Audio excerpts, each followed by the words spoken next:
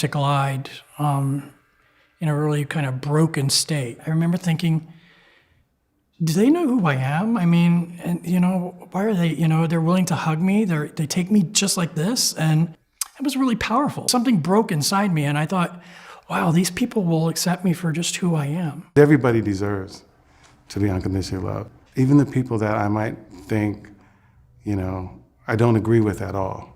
But I think I probably had to do the work on myself. I had to learn how to unconditionally love myself to begin to understand where they may have come from. You show up time and time again, they still love you. You keep waiting for the shoe to drop, like, okay, but here's what you have to do, and that never came. It was like this transition of loving me until I could love myself, filling me up with love until it started to pour back out, and now me just being able to love others until they can love themselves.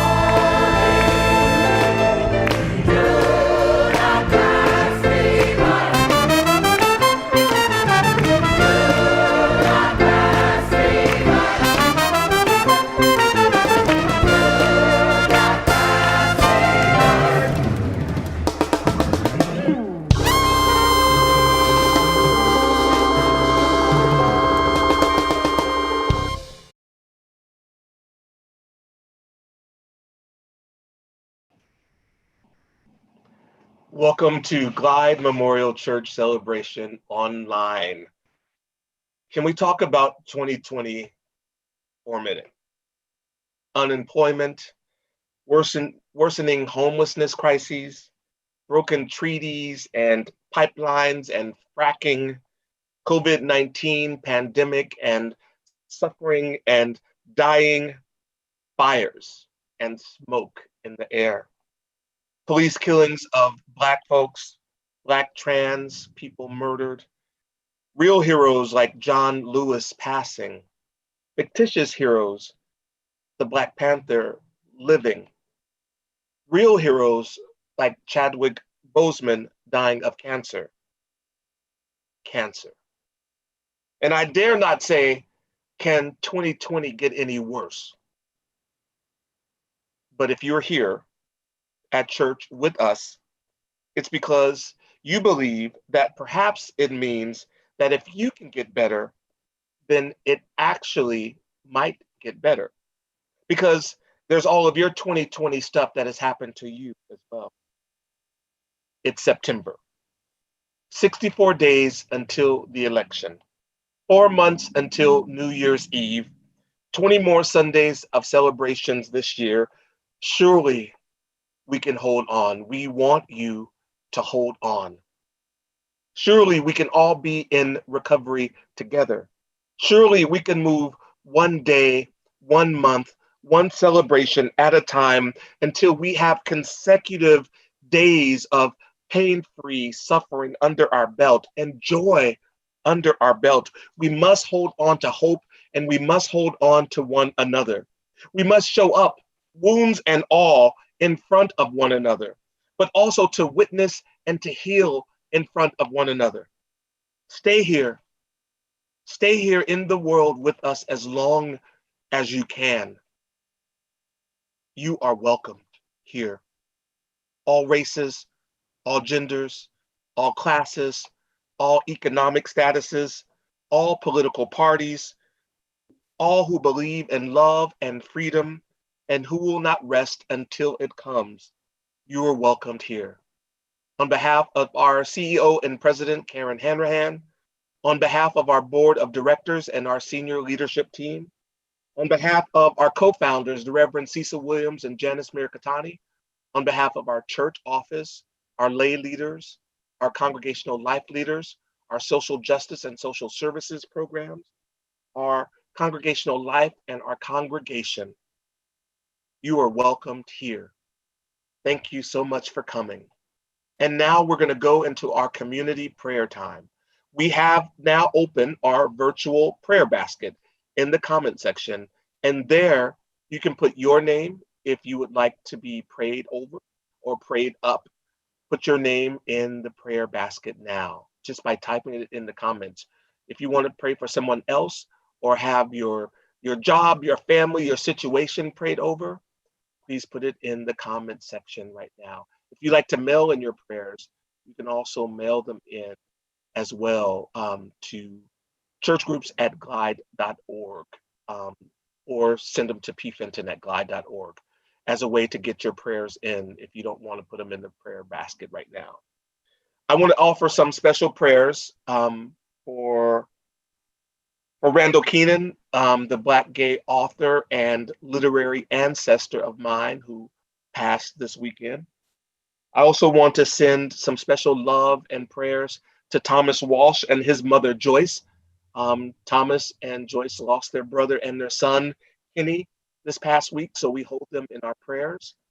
I also want to send out some prayers to my Lake Charles, Louisiana family, my Aunt Brenda, my Uncle Robert, and all of my family and relations as they return home, hopefully 2 homes.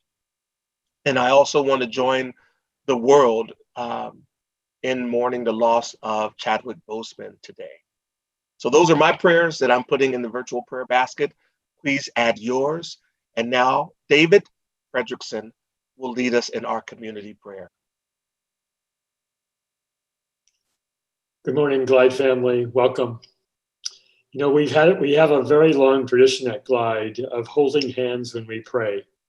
So I invite you, if you're with someone, to take their hand. And if you are alone, I invite you in your mind's eye, in your imagination, to imagine yourself in our beloved community.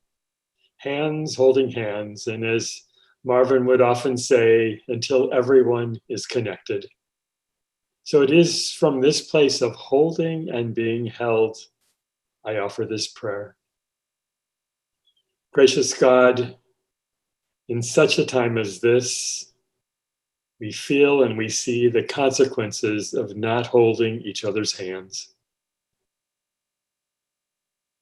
Fear and hate prospers when we are disconnected. And I've got to be honest, God, sometimes it's really hard to hold hands, especially in this moment with fires and hurricanes and a global pandemic, personal and systemic violence on Black and brown bodies, and politics of fear and hate. It feels overwhelming. So God, I ask that you teach me to love. Teach us to love. Love that is kind and generous and warm, but also love that is strong and fierce and wise. In the words of John Lewis, love that is justice in action. So in the midst of love and anger and grief, I just name a few names: Trayford Pellerin, Jacob Blake, George Floyd, Breonna Taylor, the police who fired their weapons, Kyle Rittenhouse, and all armed civilians, protesters and those who riot, and the systems of racism fueled by the complicity of privilege, my privilege too. So wherever we sit at this table of humanity, I can hear the words of Ruby Sales, the civil rights elder and public theologian, when she asks, where does it hurt? This morning, where does it hurt? Lord, may our hearts be healed and our hands be healed.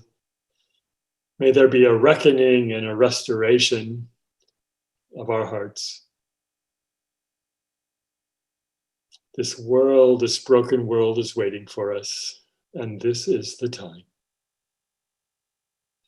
And now I invite you to add your prayers and requests, your blessings, your pain into the chat in our virtual prayer basket.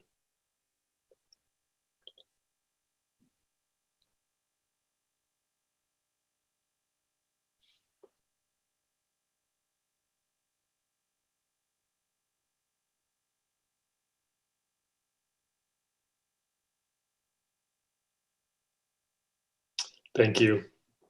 Amen. Hallelujah. Right on. Shalom. Salam. Namaste. And Ashe.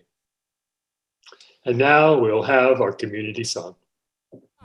Come by here, my Lord. We need you now. Here we go.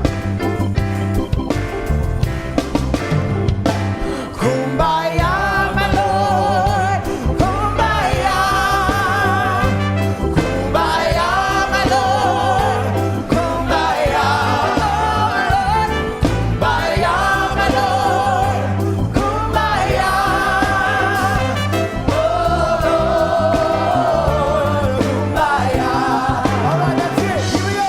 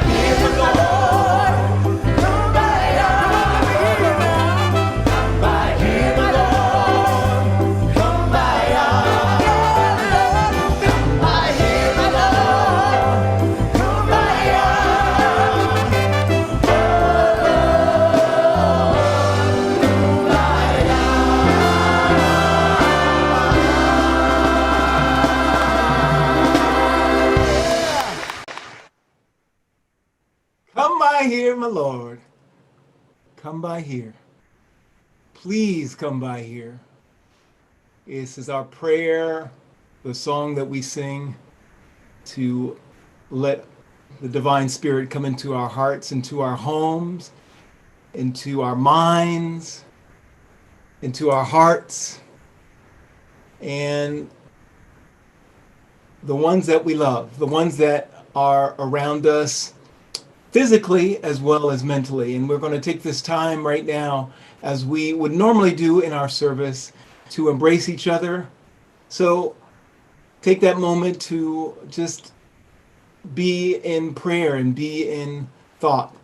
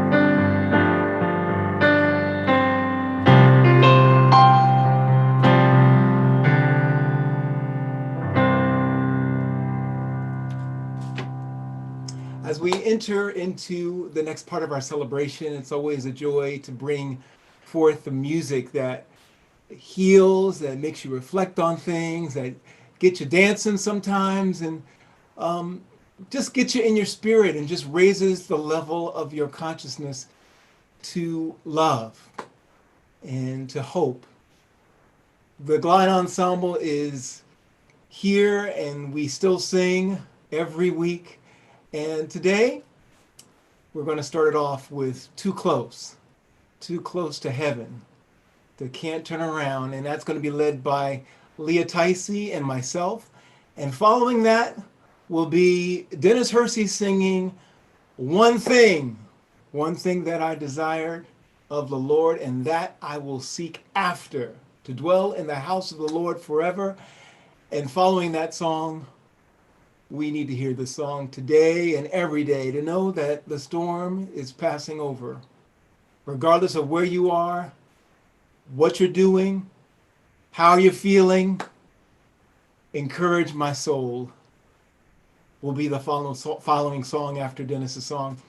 But first, let's just listen to the joy of Too Close to Heaven.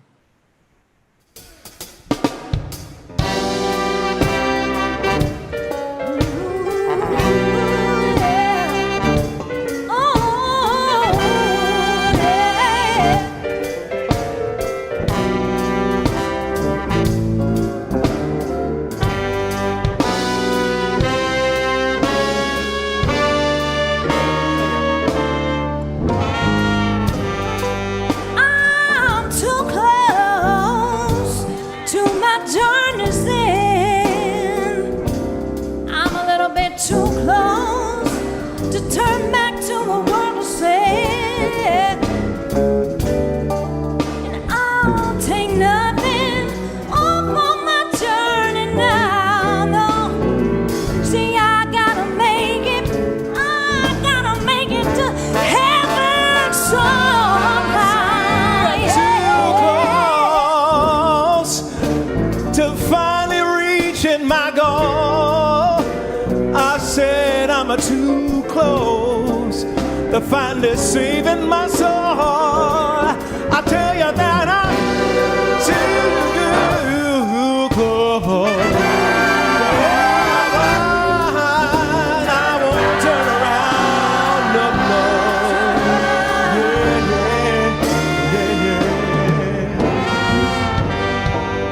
I'm too close. I can almost see God's face. I'm a little bit too close. I gotta tell the world of this saving grace. And I am so close, 'cause she's holding my hand. And I know it's gonna take me to the promised land. Too close, I can almost see my grandfather's face. Oh, I'm a little bit too close. I wanna tell you about his saving grace. I'll tell you that.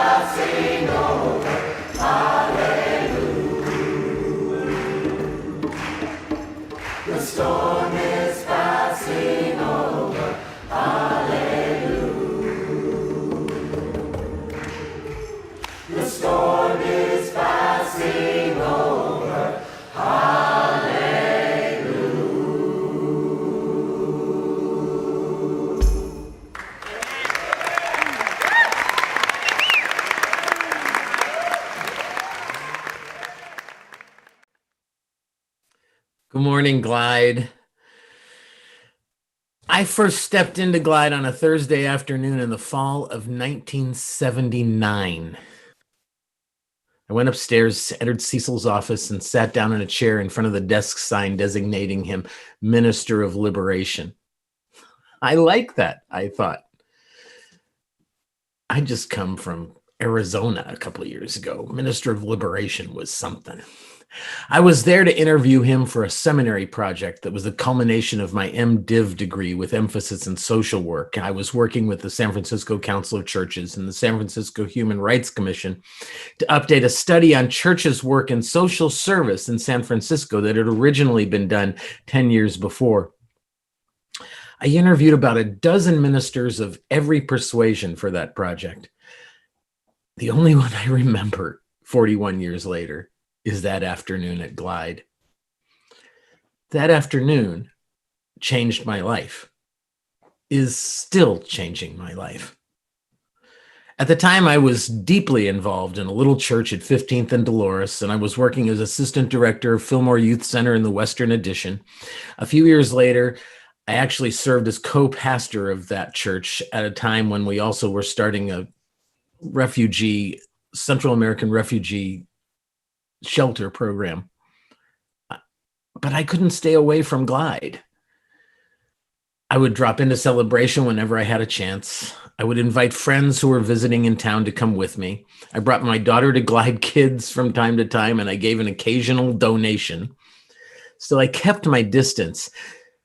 I was busy already, and I didn't want to get sucked in too deep. In the mid-90s, I was living in Sonoma and nursing my then partner through a year of cancer treatment. But every week I came to Glide to stay steady, to keep my soul intact. 10 years later, that relationship ended. My daughter graduated from UCSC and moved to England, and I decided to pull up stakes and move to New Orleans 3 weeks before Katrina. When the storm hit, I got out at the last minute. I made it out. And then for the next 3 years, I went back and forth between New Orleans and San Francisco. When I was in San Francisco, I came to Glide. 1 year after the storm, this weekend, 14 years ago, and 2 days after my 52nd birthday, I sat in a celebration completely dedicated to New Orleans, and I cried the whole time. At the end of the service, I thought to myself, if I feel this way and they feel this way, it's time. And I walked into the Maya Angelou room and became a member. In the 14 years since, I've pretty much still stayed basically marginal. But ironically, it's the era of quarantine and social distance that's changed all that. I attend virtual celebration every Sunday. I go to virtual Freedom Hall afterwards. I've joined several congregational life Zoom groups, and people I've nodded at and held hands with for years. I mean, I've taken enough Kleenexes from Pam that it's impossible to count. These people, you people, are becoming my dear friends. You sustain my life. You are the best part of my week. So finally, after 41 years, I feel like I've come home. And now you're stuck with me forever. I'm Tom Butler. And I am Glide.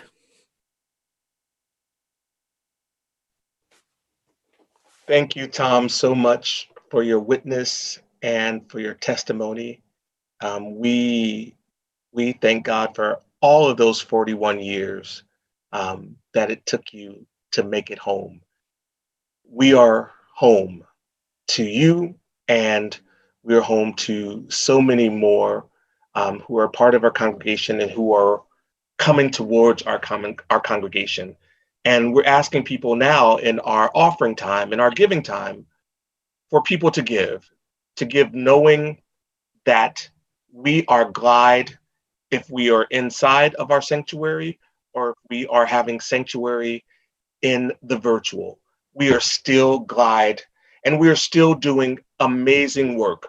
The work that we did inside the building, we are now doing online and virtually, still bringing joy, still bringing hope, still bringing possibility and healing and awareness and recovering, to the world. So we're going to ask you to give now if you believe that we are still doing the work, because we are doing the work. There are several ways that you can give. There will be information in the comment section, which is now our virtual offering basket. So please look for the link that'll show you how to give. And there's also a slide that is coming up that will show you how to be a part of our I Give for our sustaining donors, people who want to just set up a payment that will come out of your account seamlessly every month. And it will just be no fuss, no muss. So we're going to ask you now to please give to Glide Church and please give generously. Thank you so much.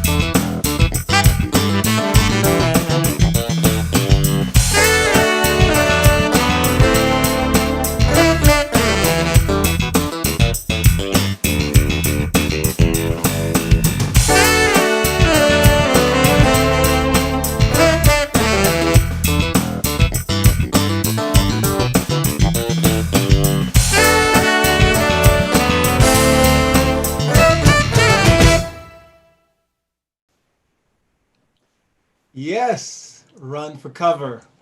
That was Roscoe Gallo and Joe Cohen playing saxophone. They're from the Change Band, Glide Change Band, and I just want to let you know they are still sending us some great music. They would be playing in a normal service during our offering, and it's always great to hear them. So as we continue forward, I want to reflect back into who we are. And this next song that I'm going to sing reflects back to the beginning of the month of how we started this month. And we started it with the word peace. And I want to encourage you, if there's a lot of chaos going on, to go back into that center, because only you can do that. Only you can center yourself, take a deep breath in, and go to that place of peace. No matter what the violence is, no matter the sickness, go back into that peace.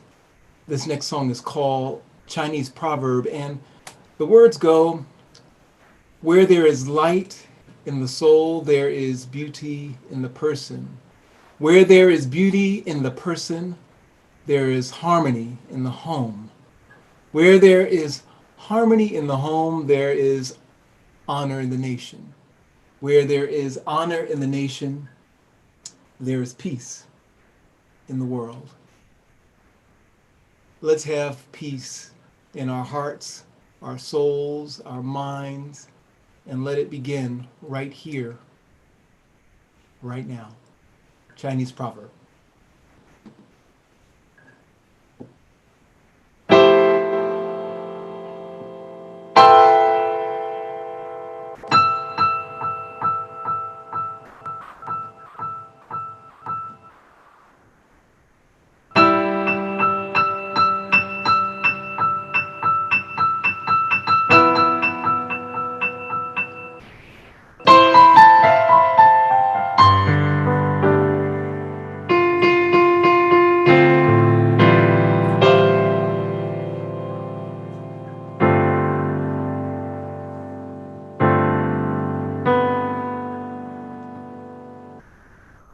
Where there is light in the soul, there is beauty in the person. Where there is beauty in the person, there is harmony in the soul.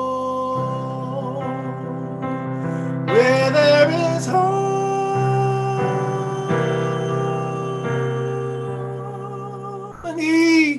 in the home, oh, there is beauty in the nation. Where there is beauty in the nation, there will be peace in the world.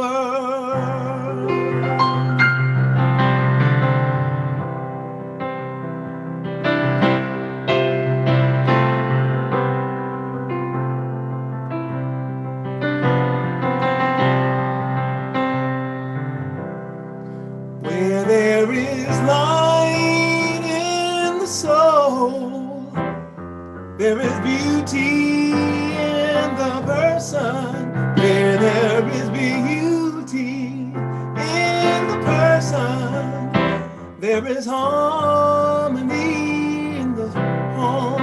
Where there is harmony in the home, there is honor in the nation. Where there is honor in the nation, there is peace in the world.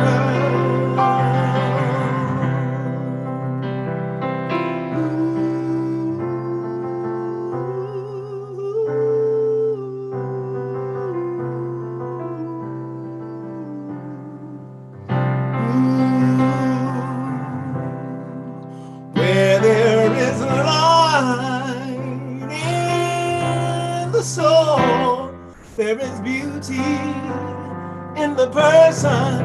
Where there is beauty in the person, there is harmony in the home.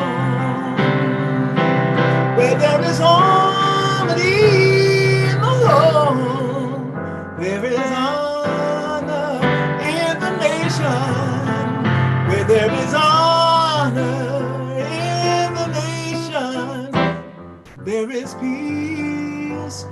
in the world.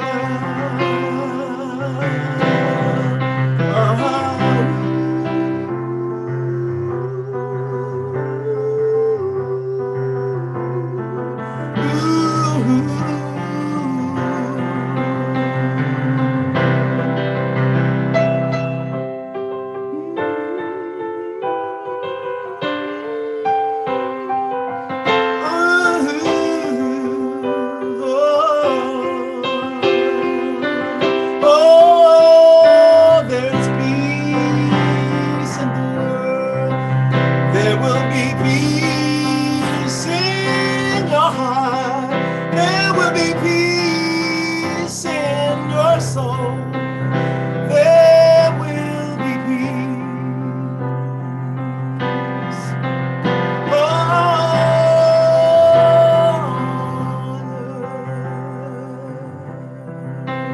There will be peace on earth. Hold it in your heart.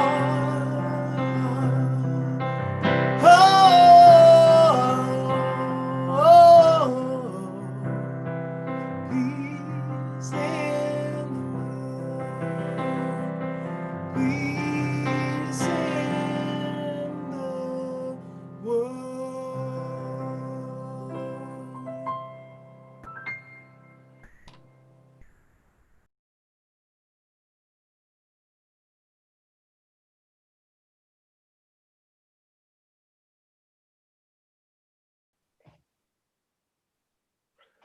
Thank you, Vernon, so much.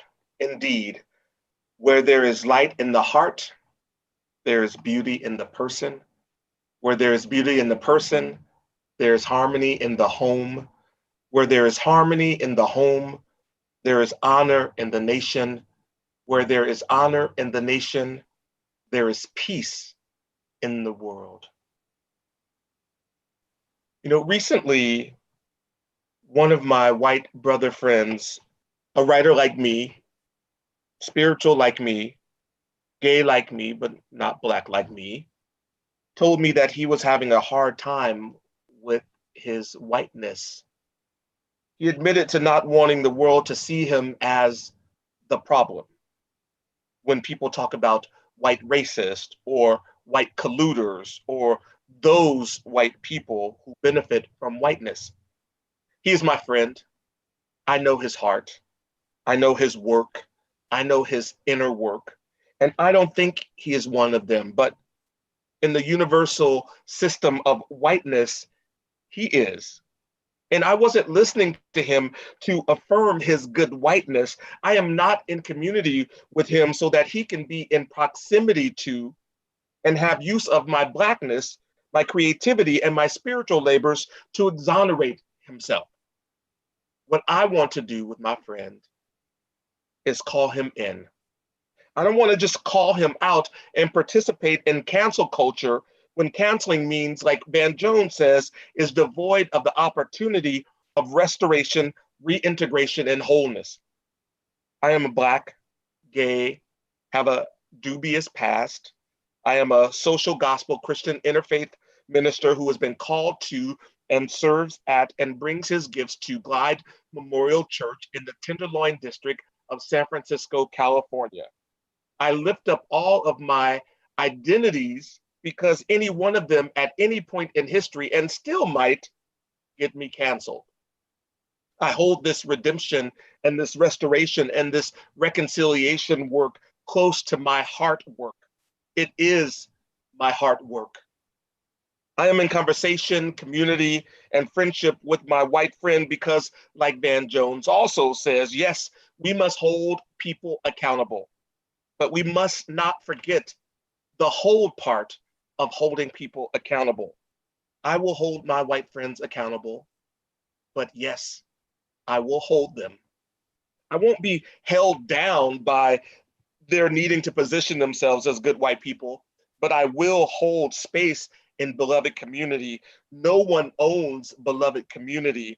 There is no chance of beloved community being gentrified. I will hold hands with anyone who is ready to run with me and not who I have to drag along to freedom. I will hold tight to hope with my white friends, but I will not hold on or put my hopes and dreams on hold until they feel and figure out the scheme. Racism is the mother of cancel culture. And in turn, my white friends must hear in my calling them into accountability, how did I hurt Marvin and the cause for Black liberation and Black futures? How am I not helping the cause of freeing Black people from being killed by the police? My white friends must ask, how have what I done impacted Black people? They are hard questions to ask yourselves when you are only just standing in your truth, but they allow me as your minister and as your friend to respond with tools of grace. I will not ask you, what did you do? I will ask you, what happened to you? So that you will see where the racism has seeped into your soul long before you even knew you had a soul. So that the canceled and the canceller will both receive and be afforded the same grace. I mean, even canceled television shows get to have a comeback. It usually is because the public outcry is made so strongly that the worth of the show is known and the campaign to have it rebooted is heard. I want your series to come back. I want your stories to be told. Your stories are the ones I love to watch. We can't afford to throw people away. I will not cancel you. And I can't, not if you're just lobbing racist grenades and running, but if you're actually sticking around, if you are showing up and staying in, we will find our way to revival of you in the healthiest of ways. I believe that there are additional episodes to you, even when people think that you should have been canceled a long time ago. But this is not a moment to shirk, my white brothers and sisters. You will show up to work, to class, to church, or to play, and there will be no Emmett Till, no Eric Garner. There will be no John Crawford III, no Michael Brown, no Ezell Ford. And what will you do? What will you do when the American syllabus, your office, your country club has no books or readings about Dante Parker, Michelle Cusseau, Laquan McDonald, Tanisha Anderson, Akai Gurley, or Tamir Rice? You must know this, that it is by design. You mustn't grow tired of talking about race. You mustn't try to go back to normal. To bury your head in the sand now is to have one foot in the grave now. You mustn't try to make America's ability to forget Romaine Brisman, Jeremy Reed, Joseph Mann, Matthew Ajibade, James Powell Jr., Frank Smart, and Natasha McKinnon. You cannot let them make America great again off of these names. It is more than okay that you can acknowledge, you understand now what Black people were never expected. They were never expected to live, never expected that Tony Robinson, Anthony Hill, Maya Hall, Philip White, Eric Harris, and Walter Scott were never expected. You must know that when you recite a history that does not include William Chapman III, Alexia Christian, Brendan Glenn, Victor Manuel LaRosa, Jonathan Sanders, and Freddie Carlos Gray Jr., then you're being asked to attend to my erasure and ultimately to my cancellation. In the American Studies course, you will know that if Black people are, by some chance, taught in class, they are always taught out of context. That when the professor says Joseph Mann, Salvador Ellsworth, Sandra Bland, Albert Joseph Davis, and Darius Stewart were killed because they were Black, I hear their Blackness got them killed. When you say if Stephon Clark, Antoine Rose II, Melise Green, Ayanna Stanley Jones, and Botham Jean weren't Black, they wouldn't have been killed. I hear not Black still gets you killed. So of Rashard Brooks, of Corinne Gaines, of Rakia Boyd, of Dominique Remy Fells, and Trayvon Martin, say instead they were killed because white supremacy empowers white men to kill Black people. Say that you were taught that Lamontes Jones, Dominique Hutchison, Levante Biggs, Jamar Clark, and Janet Wilson were Black, and that you were taught that Black means dead. Say that white supremacy brought this idea of Blackness into the world, and white supremacy wants to take us out. Say, yes, race is a construct, but white supremacy is the construction company. It will be in textbooks in Texas where they will say that slaves were better off in slavery. It will be on the evening news that says that Pamela Turner, Tatiana Jefferson, Tehran Jamal Boone, Eric Reason, and Rhea Milton were better off dead, because at least dead, there can't be anything to get themselves killed. They will call Sally Hemings, of course, his mistress and not his enslaved. They will call him master and not the enslaver.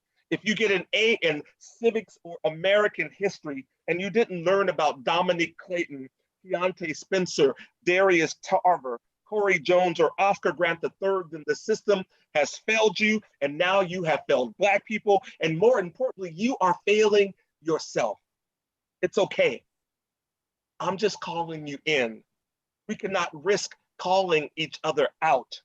What good is hating one another in equal force to each other, in opposition of each other, and thus have no effect on systemic racism or beloved community? But you must show up. You mustn't turn a blind eye now while asking Black folks to turn the other cheek. You can unenroll. You can walk out of whatever class you're in. You can switch schools of thought. You can matriculate into the humanities, in our shared humanity. You can be the author and the architect of your own pleasure when you decide that there are enough monuments to our pain that are in place. When I say you are welcomed here, I mean it. Your whiteness should not be a performance tied to the white supremacist tenure. Showing up white is not the same as showing your work. And then you must know that what you are ready to run from is in actuality what you have been waiting for. This is what it feels like right before your imagination ruptures and your joy and your brain and your body remember that they were never taught to salt or season anything. Every time and in every generation, you are left empty and blanded, but not this time. You can turn it over in your heart. You can be present. You don't have to run from us. You just have to run with us. To be in the flow, it feels risky, yes, but this day is the closest day that has the answer to the greatest white question that you can ask. What do I have to lose? To be white and to believe that you will never understand what it means to be Black today, to have been treated cruelly by the state for centuries, is to believe that there weren't centuries where you and your family tree were on the wrong side of religion, on the wrong side of power, and ethnically on the wrong side. To be white and to believe that the proto-white women in your family didn't spend centuries in subjugation is to mischaracterize your story. To be white and to conveniently forget that when you couldn't marry up for centuries, when you couldn't get an education for centuries, when you had no control over your reproductive organs for centuries, or sexuality for centuries, to be white and to forget that your family had to hide their culture in the dominant culture's shadows for centuries, just in the hopes that your language would survive. To be white and to have never had a white dominant gene that actually proved you were from Atlantis. To be white and to believe you will never understand what it means to be Black, to have been treated cruelly by the state for centuries, is to not think hard enough. Is to not open the Pandora's box of whiteness, is to be lazy, is to not show your work, is to insist that you are different, and to perhaps believe somehow that you had it better than Black folks and are better than Black folks. Do not run away. Do not stew. The connections that you draw today between the prophetic dots is the unintended consequence of this gift of time that you have. And then you must not believe that you are invisible because no one is holding up a mirror to you today. And when a system asks you, is it different for Black people? You must answer without fragility. Yes, it was different for Elijah McClain. And yes, it was different for Renisha McBride. And yes, it was different from Breonna Taylor. And yes, it was different for Khalif Browder and Ahmaud Arbery. And yes, it was different for Tony McDade. And yes, it was different for George Floyd. And yes, it was different for Trayford Pellerin. Your whiteness cannot mean whiteness protection program. You must come forward. You must take the stand. Take a stand. It will be a testimony. I didn't see them. When asked why their lesson plan ran over us, cannot be your answer. Then you will be asked, if Blackness means so much to you, why don't you just be treated like one of them? And you must say to yourself that the only way to liberate Black people is to understand what white supremacy has done to Black people in the name of God and Christianity and the Bible and whiteness. You must remember the 13th Amendment. You must remember legalized segregation and redlining.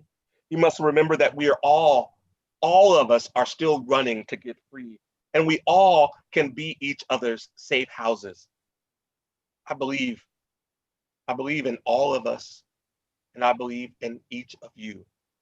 I believe that you are so perfectly placed in this time and space to be in dialogue with, to shape the scholarship of, and the movement of, and to be the cultural progenitors of wholeness, restoration, and reconciliation. And I'm not talking toxic positivity here or all lives mattering here. I'm talking about how we must extract ourselves from our ancestral white supremacist, capitalist, and patriarchal notions that say our brilliance and our joy is inextricably linked from them and not inextricably linked to one another. I am talking about knowing that they are betting on us thinking that we are in competition with one another, and us not knowing that we have already won if we can just show up whole to one another, if we can learn holistically from one another, employ all our senses to one another, feel deeply, be present, and challenge one another, and vow to leave more prepared to do what our hearts are calling us to do and to be. We got this. If we can just call each other out and hold one another accountable, and remember that what we are doing is actually calling one another in and holding on to one another. Do not disappear. Do not fade away now, my friend. Do not shy away. Be with me in this justice and in this struggle so that we can one day be together with one another in the joy and in the laughter. Amen.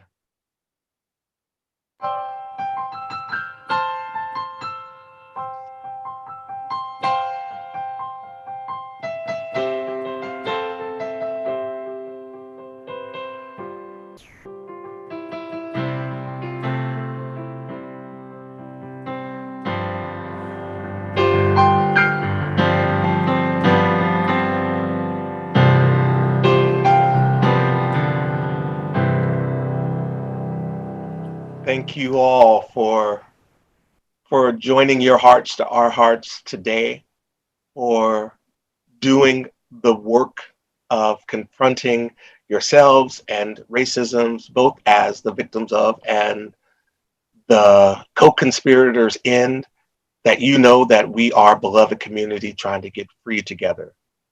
Please join us for our virtual fellowship time, our virtual Freedom Hall, which comes right after this celebration. There's a link in the comment section right now. And at 1 p.m. today, join us for Keeping It Real. Keeping It Real is our every Sunday, our weekly recovery group for everybody who's in recovery from something. And we are all in recovery from something. And if that something is keeping you from living your highest vision of your life, then bring that to Keeping It Real today. And Pam and William will be our facilitators, and it will be amazing. Join us next Sunday for celebration, both at the 9 and 11. And we will prepare a word for you and a celebration for you that will bring your heart to its most fullest place. This week, there's so many opportunities for you to continue to think about and find an embodied practice to talk about and be in racial and social justice movements through our congregational life groups. On Monday, we have our Black Cultural Connection for Black folks. We have our meditation group. We also have on Tuesday our racial justice group with Paula Farmer and our Bible study with the Reverend Harry Williams. On Wednesday, we have our prayer circle where we're going to pray over all of the prayers that have been collected in our celebrations today.